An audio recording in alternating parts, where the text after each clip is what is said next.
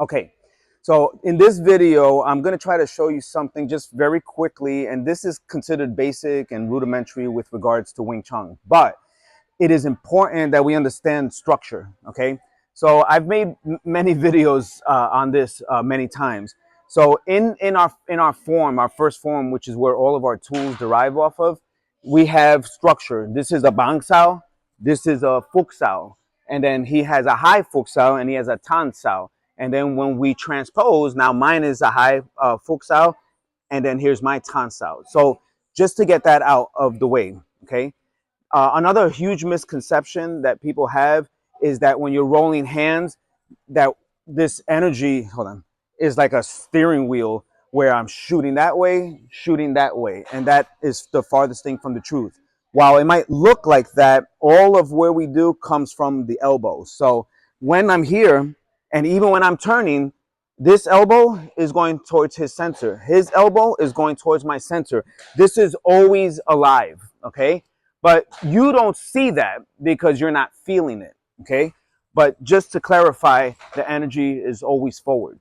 With that being said, if I made a mistake, so I want to attack him, and I made the mistake assuming that I could attack him without getting hit, so I go to hit him and I start moving, he's going to hit me because he's also going forward, okay? So I have to strategize, and I believe that this is where the power of Chi Sao, Wing Chun in general, starts to come in. So I have to strategize. So you can do things where you're in a neutral stance, the way we're at, and then later on you can elevate, where as I move things, I'm also getting into position. And that's later on that you move to get into positions just so we can get these attacks in more. But we can very well, especially in the beginning, do it from this position. So I might go in to fake this shot just to get a reaction, and then I can let go and then move into something else, and there's his reaction. So let's say that that's what I wanted him to do. Now that is the quintessential way to cover something. Okay, so there's absolutely nothing wrong with that. But just like we have pawns and we have bishops and we have queens and kings, we have to let them go out there for a reason. And ultimately, I know that if he has this quintessential breakdown, the same thing that he would do, then what can I do with that? Okay, so I'm gonna lure him into that from Wing Chunga to Wing Chunga. Whoa, whoa, whoa, boom. And I know he's gonna do that. Now I can lop him, which is to pull, and he knows that, and he can Quan Sao that lop. Okay, so I know well he's a little bit better than that, and that's most likely what he's going to do. So I'm gonna do the opposite. I go in here and I'm gonna bring him down, but as I bring him down, see how the hand went up? That's what a Wing Chunga would do. So in that hand space, I'm gonna throw, and then I come from the other side. Now I take his knee and the elbow. You see what I did there was that's the strategy. It looked like the whole time I was aiming and gunning for this side, but then I went into another complete different side. And that's going to be the same way whether you're doing boxing, whether you're doing Muay Thai, whether you're doing anything, is you have to strategize the what ifs. Then you have stuff that's a little bit more direct. So there's this thing that I love to do. I'm going to focus out with this hand so I can get this bill into his neck. Okay, so what happens is you make a big enough bang and you get a big enough attention. So when I get a big enough bang, I get big enough attention. And if that attention is there, just like a magician, smoke and mirrors, boom. And then I move in into something else. And whatever you do has to be touch and go. Okay, so this is when you're getting into the actual gore sao. The gore sao is the fighting part of it. So like with regards to the fighting part, I might come in here, close that gap, but before he feels anything, maybe I break this, maybe I break this, maybe I come down. This is a gum sao, and I come in with second form. All right, that is going to be the fighting aspect of it, and this is something you can very well use in a Muay Thai fight, in an MMA fight, and most importantly, in a street fight. But then we have what we need to always come back to, and this is just our basic structure, Chi Sao, okay? Now, you're gonna get a lot of people that are always asking questions, right? Well, if you did this and you transferred that, can the guy just do this? Yes, a guy can do whatever he wants. But you have to separate between when you're learning something and how you need to apply it so that we can methodically go through and assimilate what it is we need to do to execute.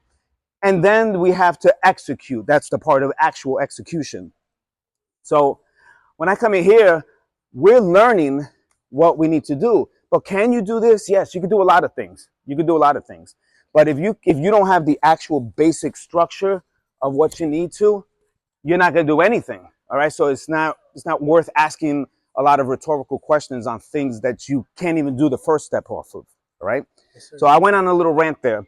But how do I close the gap in Chi Sao? So, man, I'm trying to go here. I'm trying to go here. I'm trying to get him. But this guy's hands are in the way. Okay. Well, no one is going anywhere. If you're in a car and there's no wheels, it doesn't matter how awesome the engine is. You're not going anywhere. Okay. The wheels have to take you there. So, I mean, I have to get there. And sometimes this is what we're afraid of, is getting there and then getting hit in the process. But let's say I wanted to get in here, okay?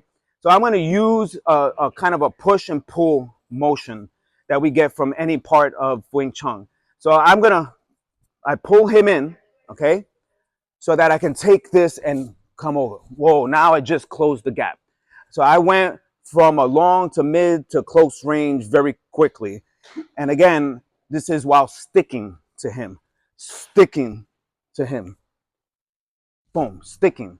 So a lot of people have this, again, bad Chi Sao. You know, they're going to do this and they're going to break and move. See this huge disengagement here? That's not Chi Sao anymore. And you deserve to get hit wherever you get hit. But if you're doing Chi Sao authentically, I want to stick to him. So I know that if I can derive any shot off of sticking with him, that means when we're hands-free, if I could do it like that, I can most certainly do it like that. And that's kind of like the expansion. That's how you grow from the first form, second form, third form, the wooden dummy, into Chi Sao, and then the application of with any fighting style, okay? And then lastly, with regards to Chi Sao, we have our entries into a clinch. So here I am, look at this. So this is in the wooden dummy. Boom. And now we're in a clinch. And this is, again, where your Chi Sao starts to really go to a next level. Okay, so I'm going to be creating more videos like this. And if you're in Ocala, then obviously you want to go see Torin for the Wing Chun. We have all of the breakdowns that you need, but you do have to start at the fundamentals. I will be back in Tampa, but I'm also back and forth up north. But either way, come visit the website at wingchunscience.com or our Instagram, Wing Chun Science, and you should get tons of video in there, including this one, all right? If you have any questions, comments, concerns, reach out to me.